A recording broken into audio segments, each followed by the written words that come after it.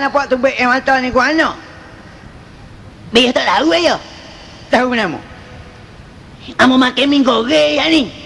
Mie goreng? Ha. Ambil di mana? Si Amo ambil mie goreng mana tak tahu. Amo tak berehi. Tambah pula, Amo tak biasa makan dengan kerupuk. Cocok air mata.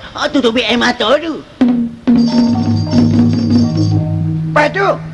Dia beri kat Amo 3 buku. Amo tak berehi. Lepas tu Amo makan sebuku. Hak 2 buku lagi tak Amo tahu. Tangguh Said.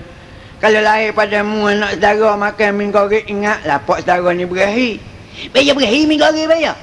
Aku berahi yak budak ni. Dia bagi kat dia tu. Ada ni. Ada 4-5 buku. Cari boleh 2 buku Tu dia. Sama kali belakang ni tak kira dia mau kenyang kita lapar hari ni. Hari ni kita mie goreng agak habis lepas sepinggan. Sepinggan aku duduk menunggu kat kedai pelajar nak ser saya. Oh, ke mana awak yang nampak dia makan galak? Duk galak lah, moga takkan aku duk pilih kasih begitu.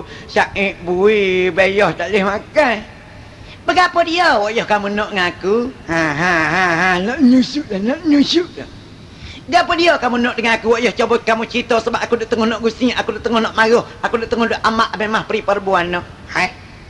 Aku dah tengah dah amak abang mah peri perbuana. Mu nak berapa dengan aku? Kaya aku, kui pun nama aku Syait.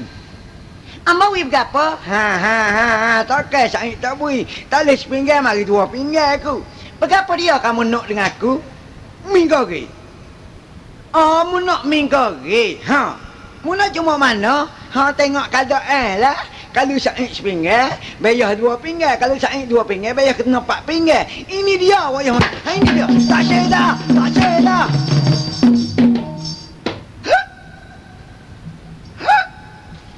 Sisanya kecek Syait seumur. Apalah aku ni gong sangat ni. Wano ya? Dah baru lepas ambil duit mak 20 riyal. Duit? Apa dia duit? Sama. Aku boleh dah 20. Syait boleh 10.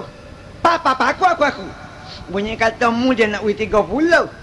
Yalah kau kira ni. Tak tahu dia kata gitu. Dia kata kalau mari samak dia kata kita ajak nak duit 30. Cari duit dah. Minat kedai.